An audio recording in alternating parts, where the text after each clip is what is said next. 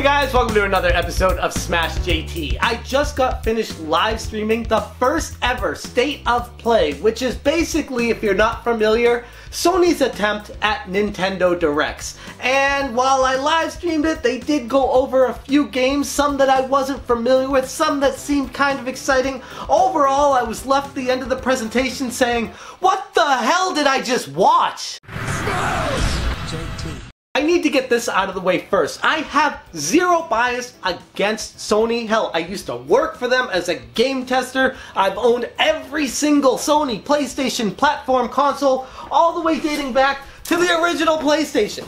And I love all of them. Even if I smash the PlayStation Classic, I still like the PlayStation brand. I love the memories the games have filled my life with. So coming from the perspective of someone who enjoys Sony, who enjoys the games they bring to the players, I gotta say, this State of Play was, if you had to sum it up in one word, embarrassing. Now, they did talk about a few games that were kind of interesting. Games like Concrete Genie, coming out in fall of 2019, look like a more serious cartoon version of Epic Mickey. At least that was the vibe I got from watching the trailer. And at the end of it, it says it's coming with a PSVR mode as well, which, by the way, was kind of a trend throughout the entire State of Play presentation. It kept focusing on PSVR, which is great.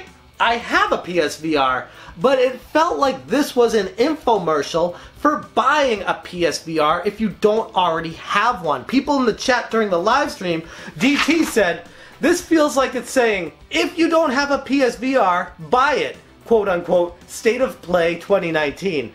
Bad Company said this felt like a PSVR infomercial. Everything about it was PSVR related for the most part. And while, like I said, I don't mind PSVR, it just seemed kind of strange that they were going so heavy on that the entire presentation. And on top of that, some technical issues were really holding it back. With poor quality on the video, it was very blocky at times, like the video feed wasn't coming through properly, and it just made it look terrible. Even people in the comment section of the official stream were saying this looks like it's original PlayStation quality based off the resolution that's coming through on the screen right now. So it was even hard to get excited about the games because you couldn't even see what was really happening in them while you were watching the live stream. Another game they talked about that looked fairly interesting was a new Five Nights at Freddy's game called Five Nights at Freddy's Help Wanted. It's a PSVR game and it looks scary as hell, something that I actually might blow the dust off my PSVR to purchase and play. I don't really like scary games because they scare the hell out of me, but they're still very fun to play, and this looked spectacular. But that was really where the excitement ended for me. Two games that were cool, okay, that looks fun, I'm interested in that.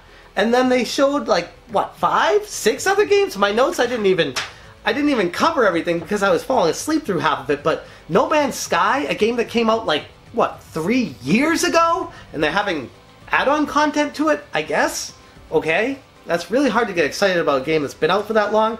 But another game they went over, Days Gone, something we saw at E3 that looked exciting back then. They showed some new footage of it. It looked decent, but it's a game that a lot of people are going to get regardless. So showing a little bit of new footage, sure, it's exciting, but it doesn't really do anything for people to get them more amped for it.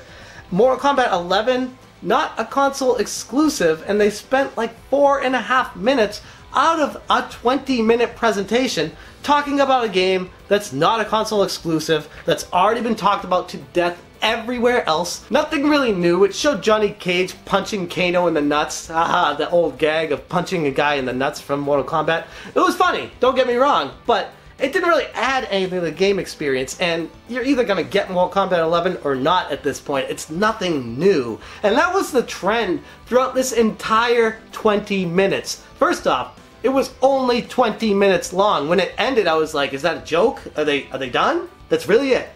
There's not like, but wait, there's more. There was no Billy Mays moment. It was literally, boom, we're done. Everyone in the chat was like, that's really it? That's it? I couldn't believe it. It ended so quickly, so curt. It was just like, that's it. We're done. And they just ended it. And then they showed a guy talking about how thanks for watching, we hope to keep making more of these. It was pathetic. It was pathetic. It was embarrassing. It was something that Sony really needs to go back to the drawing board for, to make sure when they do one of these, they have a reason for it. There was no reason for this. Like I said, the one word that keeps coming back to this is embarrassing. They were trying too hard to keep up with the Joneses, trying too hard to have their own moment like Nintendo continues to do, knocking the Nintendo Directs out of the park time and time again. But they came to the ballpark and they forgot to bring their bats with them. They couldn't swing anything. There was nothing there. It was terrible. And this is coming from someone who has a PlayStation VR. I could only imagine if you have a PS4 and do not have a PSVR, you'd be even more pissed about this, because there's literally nothing from this that you would be excited about. For the most part. I mean, sure, you could get excited about Mortal Kombat 11 and other games you already knew about, but things that you don't know about, it's kind of hard to get excited about them if you don't have a PSVR. Which goes back to the point of everyone feeling like this was just a gigantic infomercial. And yes, I know Nintendo Directs are the same thing. They're big infomercials. They're just trying to sell a product to you. But at least Nintendo, at least Microsoft, when they bring these presentations to the gamers, they try to get you excited about them. They give you a reason to look forward to the games. They give you surprises that you weren't expecting. They make you want to open your wallets up to them and say, take all of this, because I have to have what you're talking about right now. Whereas Sony was like, hey, here's some games. That's what we're supposed to do, right? Show games and you guys give us money, right? That's how this works. You need some magic. You need something to sell to people. You need surprises, things that people weren't expecting, but when they find out about it, they say, ooh, I kind of want that. Like a PlayStation's All-Star Battle Royale, a sequel to that, or a new Parappa the Rappa, or something that nobody saw coming that was like, oh, that's why they made this PlayStation Direct, this state of play. That's why they had to put this together. That's why it was so important. There was none of that. There was literally just a bunch of games they threw out there and said, hey, cool, thanks for watching. We'll see you guys next time. So, anyways, that's how I feel about the state of play. Thought it was terrible. Terrible first attempt. But, you know, you gotta start somewhere, and honestly, you can only go up from here.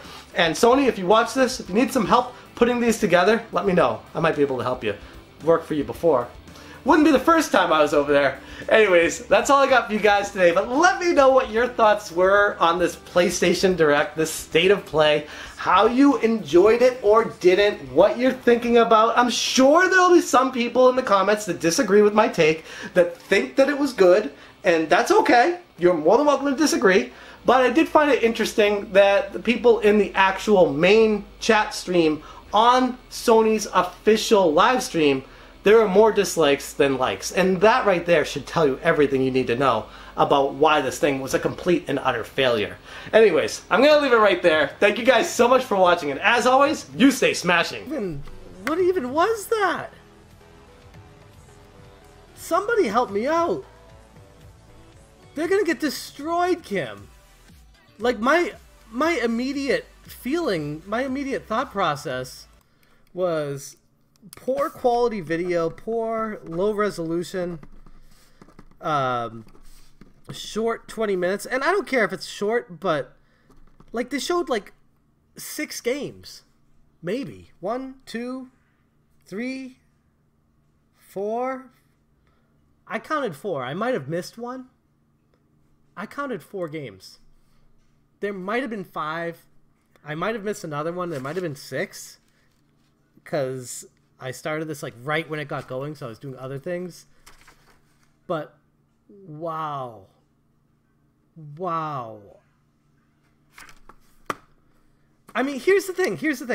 It's really challenging to do an honest opinion perspective video in this day and age with gaming, because everyone thinks you're coming from an angle. Everyone thinks that you're a fanboy. Everyone thinks you have an agenda. I do not have an agenda. I don't. I swear. I don't know how else to get that across to people. I have zero agenda. I love video games. I love good video games. I love new things. I love the passion that's brought in the video game industry. And when I see junk, I see crap, I'm just like flabbergasted. And then you get people when I make my video, because trust me, there is a video coming on this. As much as I don't want to make it, it's going to be a very negative tone video, and there will be people, I guarantee you, in that video, in the comment section that say, it was great, you're just a Nintendo fanboy. You're just saying that they copied Nintendo and didn't do a good enough job. That's your problem. They're fine. Sony's good. Like, I don't have an agenda. I just don't get it. Like, why? Why would you do this as a company? Why would you make a live stream, build up the hype, talk to people about it beforehand, say this is a new thing we're going to start doing, and then not have any main reason for it? Like, what was the point of that? I agree, Ron. Where was the new PlayStation All-Stars Battle Royale? Where was a game that was like, oh, that's cool, I didn't see that coming, and that's actually something I may want to find out more about. The only thing, like we were talking about, was Concrete Genie. Looked decent. The problem with Concrete Genie, it looked generic. Like I said, it looked like Epic Mickey. Not a bad thing, but not a special thing. It's just, I don't... I think that's a really bad look. That's trying to keep up with the Joneses when Nintendo is eating your lunch, and you think just by doing anything it would be a way for you to keep up with everybody. But actually, by doing this, it makes them look worse. It made them look... it was embarrassing. Like, if I had to sum it up with one word, I'd say this was embarrassing. And that's knowing, going into this, that I didn't have high expectations. And I'm still beyond flabbergasted. I almost feel bad for Sony. And I don't know how to say that without sounding like a fanboy of Xbox or Nintendo.